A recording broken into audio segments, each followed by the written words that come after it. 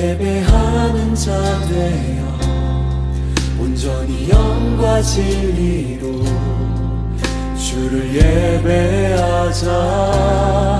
주가 우리와 함께 영원히 함께 하시고 마르지 않는 샘물로 우리 채우시니 우리 모두 예배하는 자 되어 온전히 영과 진리로 주를 예배하자. 주가 우리와 함께 영원히 함께 하시고 마르지 않는 샘물로 우리 채우시니. 그러므로 너희는 이렇게 기도하라. 하늘에 계신 우리 아버지여, 이름이 거룩히 여김을 받으시오며 나라가 임하시오며 뜻이 하늘에서 이루어진 것 같이 땅에서도 이루어지이다.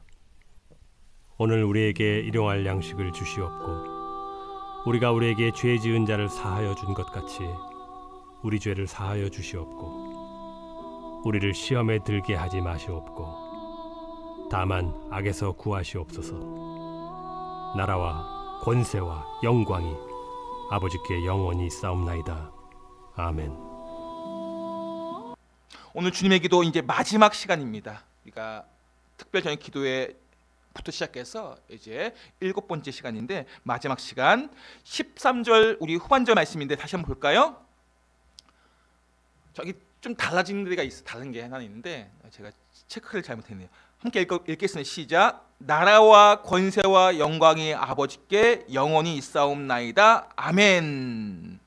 이 왕의 기도, 이 주기도 마지막 부분을, 이 부분을 송영이라고, 송영, 하나님께 영광을 올려드리는 기도인데, 우리 예배 때 대표 기도를 하면 성가대가 있는 교회는 어떻게 하죠? 기도송을 해요. 기도송. 지금 우리가 이제 반주를 했는데 기도송을 합니다. 이와 좀 비슷한 부분이에요. 유대인 전통에 의하면 회중이 한 목소리로 함께 기도하잖아요. 그리고 마지막에 제사장이 하나님을 높이는 기도를 해요. 이게 송영이라는 것입니다. 우리 마지막 이 하나님께 6가지 간구를 하잖아요. 하나님의 영광을 위한 간구, 우리를 위한 간구 하고 나서 마지막에 나라와 권세와 영광이 이 모든 것이 주님의 것입니다 라고 송영을 한다는 것입니다. 이게 유대 전통이고 초대교회도 그런 전통이 있었습니다. 그런데 이 송영 부분에 우리가 좀 생각해 봐야 할 것이 있어요. 우리가 이 말씀을 보시면 뭔가 허전한 부분이 있습니까? 시간이 많이 지나서 이미 이제 이 앞에 대개라는 단어가 넣었던 기억이 있는지 모르겠어요. 대개 나라와 권세와 영광이 아버지께 영원히 있사옵나이다. 아멘. 저는 아직도 문득 이 대개가 떠올라요. 대개. 근데 지금은 나라와 권세와 영광 이렇게 우리가 간구하고 있는데 암송할 때 문득 또 몸에 너무 많이 배어 있기 때문에 대개 이렇게 떠올릴 때가 있습니다. 왜 이 대개가 지금은 없는가? 이 대개에 우여곡절이 좀 있어요. 대개 순환이라고 해야 될까요? 한국 교회의 역사 보시면 이 1949년에 이 찬송가가 합동 찬송가 처음 이제 만들어집니다. 그 합동 찬송가에는 대개가 있어요.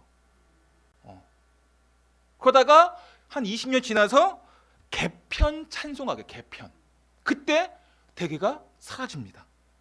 다시 또 통일 찬송가, 21세기 찬송가, 지금 제가 알고 있는 새 찬송가예요. 이거는 대개가 있다 없다 그래요. 이 대개가 뭐길래 있다 없다 할까요? 대개가 있다 없다 교단에 따라 쓰고 안 쓰고 하다 보니까 과거에는 초교파 집회를 좀 많이 했어요. 교회가 연합해서 집회를 많이 했습니다. 뭐 교단과 상관없이 그냥 교회가 함께 모여서. 근데 어느 교단은 대개를 쓰는 거예요. 어느 교단은 대개를 안 쓰니까 뭐예요? 혼란이 일어나, 혼동이 생기는 거예요. 이 문제가 생기는 것입니다. 그래서 이 대개에 대해서 어떻게 해야 되는가? 이 대개가 무엇입니까? 이 원문을 한번 볼까요? 성경 원문. 나라와 권세와 이렇게 되어 있지만 빨간 색깔로 이걸 호티라고 해요. 호티. 이것을 어떻게 번역하느냐? 영어에서는 because 접속사로 왜냐하면 이렇게 번역을 합니다.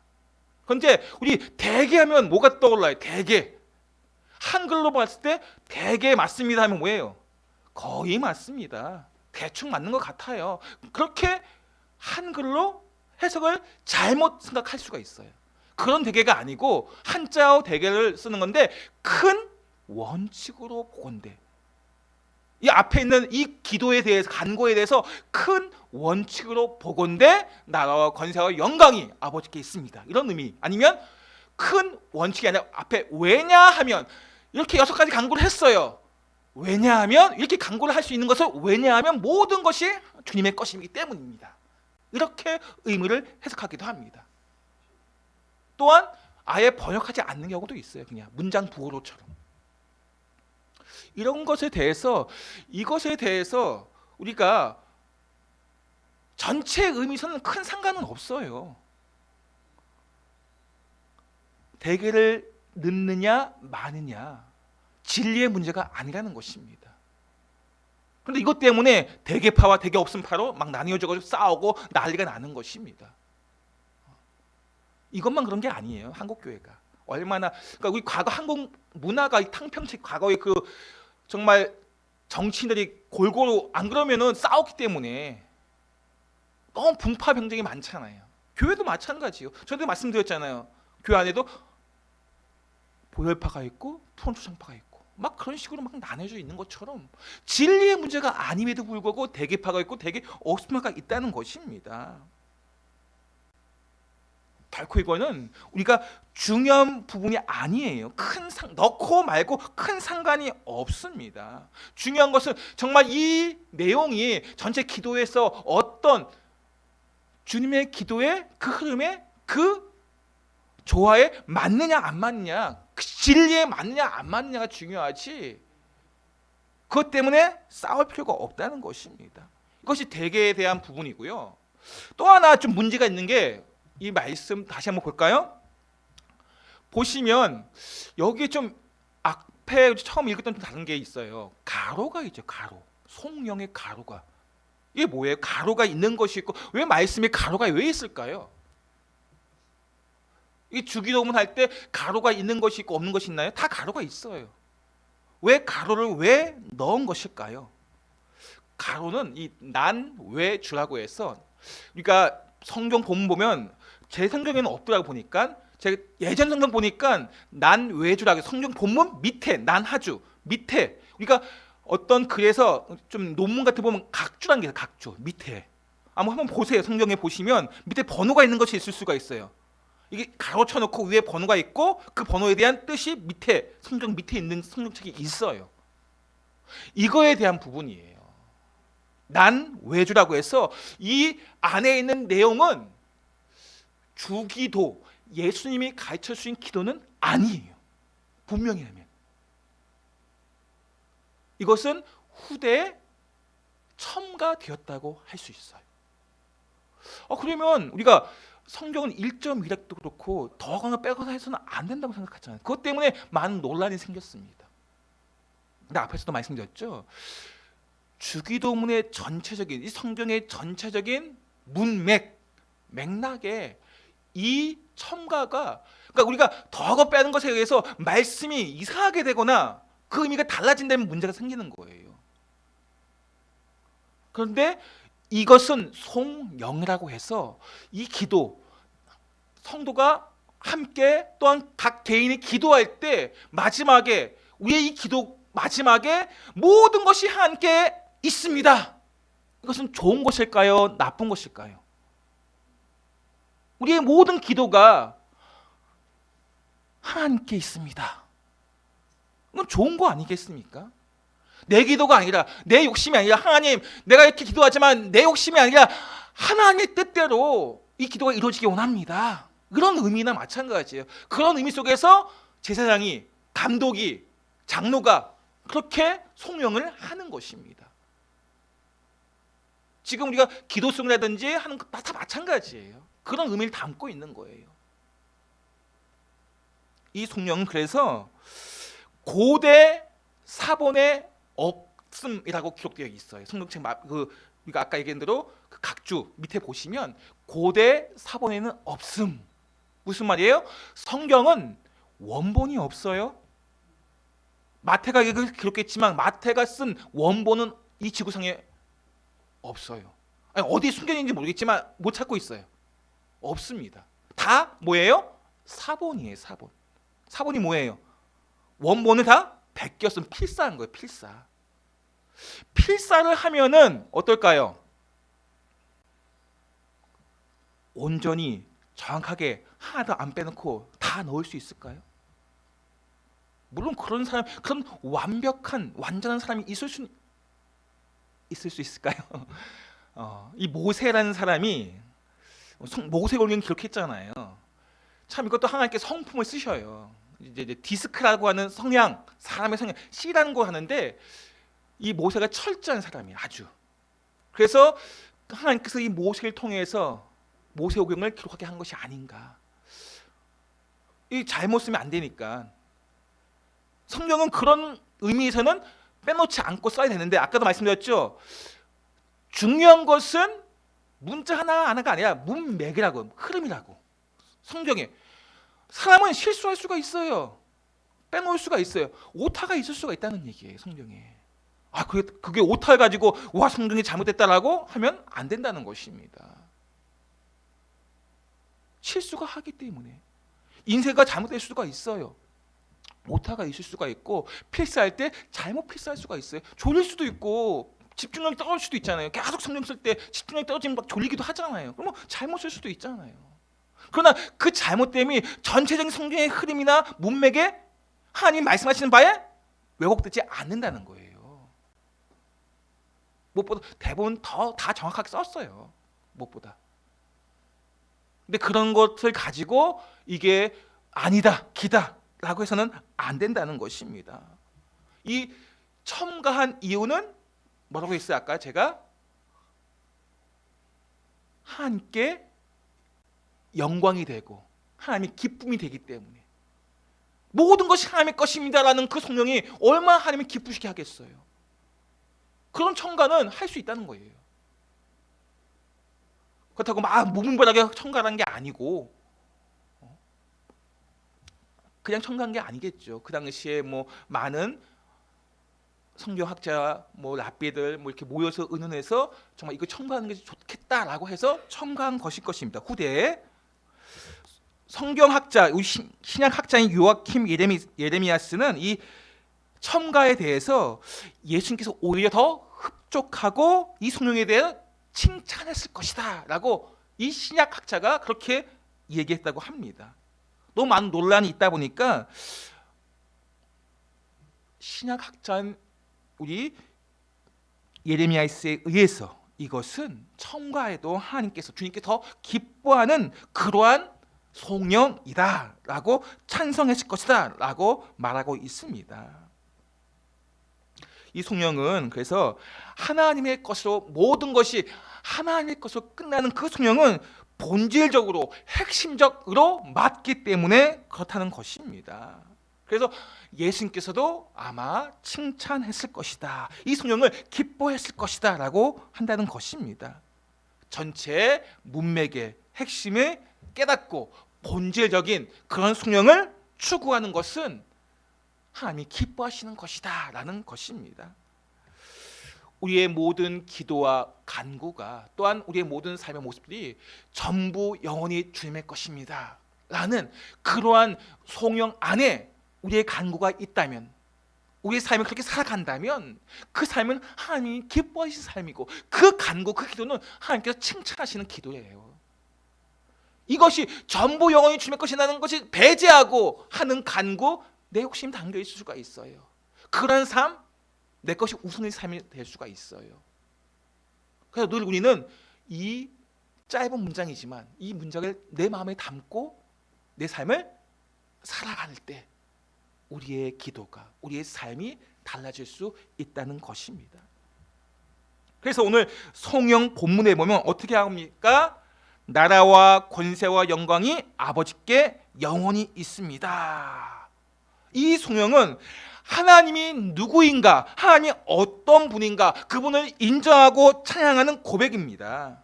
모든 것이 나라와 권세와 영광이 영원히 주께 속해 있다. 이 성경은 왕들 위에, 우리 말씀 볼까요? 잠깐. 나라와 권세와 영광이 아버지께 영원히 쌓음이 아니다 했는데, 나라 해 바실레야라고 써있죠. 빨간색으로 해 바실레야. 모든 나라가 있어요. 그 나라 위에 나라, 하나님의 나라가 있다는 거예요. 왕들 위에 왕, 그 왕이 있다는 것입니다. 이 고백은 그냥 고백이 아니에요. 지금 누가 통치하는 시대입니까? 로마 황제가 통치하는 시대예요. 로마 황제가 최고인 시대입니다. 그런데 로마 황제가 다스리는 그 나라가 최고의 나라, 그래서 팍스 로마나라고 해서 로마가 통치할 때 진정한 평화가 있다.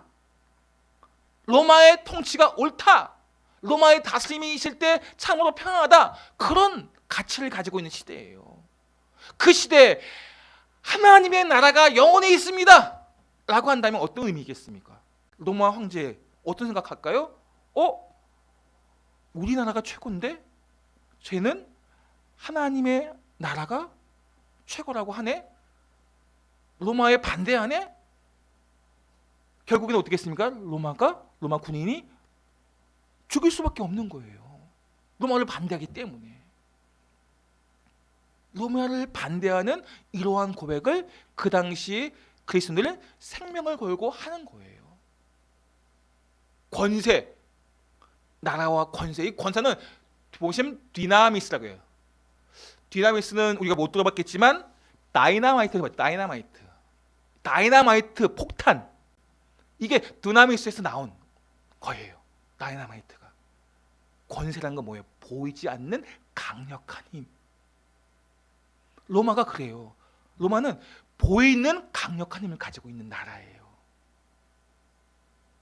로마가 전 세계를 지배할 때 모든 길이 로마로 통한다. 그런 속담이 있잖아요.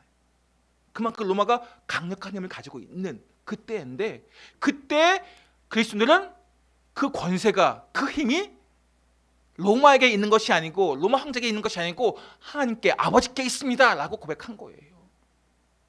영광도 마찬가지예요. 영광은 독사라고요. 독사. 아름다움, 높음, 중요함, 이런 의미가 담겨 있어요. 그 당시 누가 가장 높은 존재입니까? 로마 황제거든요. 그런데 아버지 하나님이 가장 높은 존재. 로마 황제가 로마의 신이고 신의 아들이기도 하고 가장 높은 존재여야 하는데, 지금 이 그리스도인들이 아버지 하나님이 가장 높으신 분이라고, 영광이 그분에게 있다고 하니까 나라와 권세와 영광이 있다고 말하는 기독교인들을 죽이지 않을 수 없는 거예요. 미워하지 않을 수 없는 거예요. 자기들의 뜻에 반대하기 때문에. 모든 길이 로마로 통한다. 팍스 로마나, 이렇게 로마를 전 세계의 지배자로, 그렇게 로마 황제를 신으로 받들고 있는 그 시대의 가치 속에 나라와 권세와 영광의 아버지께 우리 하나님께 있습니다라는 그 고백은 생명을 건 고백이라는 것입니다. 우리는 어떻습니까? 이 고백을 할 때 언제 이 고백을 합니까? 예배의 마지막 순서 속에 우리가 주기도문을 암송할 때 나라와 권세와 영광의 아버지께 영원히 있습니다.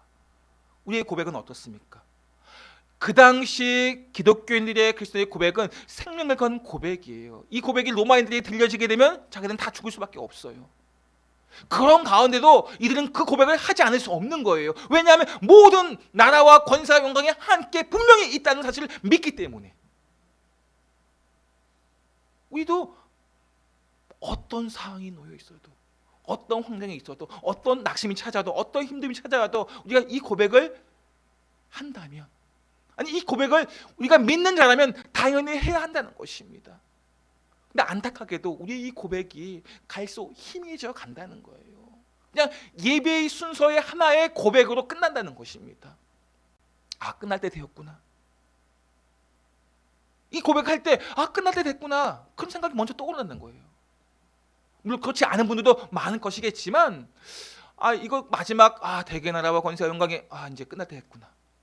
근데 정말 이 나라와 권세와 영광이 정말 아버지께 있다는 그런 정말 진실의 마음을 가지고 내가 고백하고, 그런 어떤 상황에도 내가 이 고백을 놓치지 않겠습니다, 그런 고백하고, 그런 고백 안에 우리가 있느냐 하는 것입니다. 그런 고백을 내가 할 때 이 기도는, 이 주기도는 우리 인생을 바꾸는, 변혁시키는 가장 아름다운 기도가, 가장 위대한 기도가 될 수 있는 것입니다.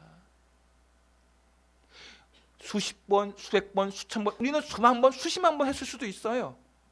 근데 왜 우리 삶이 바뀌지 않는 것입니까? 우리가 이 기도를 정말 다시 한번 우리의 마음속 깊은 곳에서 하나님의 나라가, 그분의 권세가, 그분의 영광이 영원히 어떤 상황이 찾아와도 흔들리지 않는 진리라는 것입니다. 바뀌지 않는 진리. 나라와 권세와 영광이 우리 아버지 하나님께 영원히 흔들리지 않는, 바뀌지 않는 진리라는 그러한 고백을 하고 있는 것입니다. 그렇기 때문에 이 고백을 통해서 우리의 삶이 달라지게 되는 것이고 바뀌어지게 되는 것입니다. 더 이상 나의 왕국을 세우려 하지 않아요. 이 고백은 나의 나라가 끝나고 하나님의 나라가 우리의 삶을 통해서 드러나는, 하나님의 영광이 나타나는 그러한 고백이기 때문에 그렇습니다. 우리는 이 고백을 잊지 마셔야 돼요. 그래서 반복적으로 우리가 하늘에 계신 우리 아버지 시작하면서 마지막에도 나라와 권세와 영광이 아버지께 반복해서 강조하고 있어요.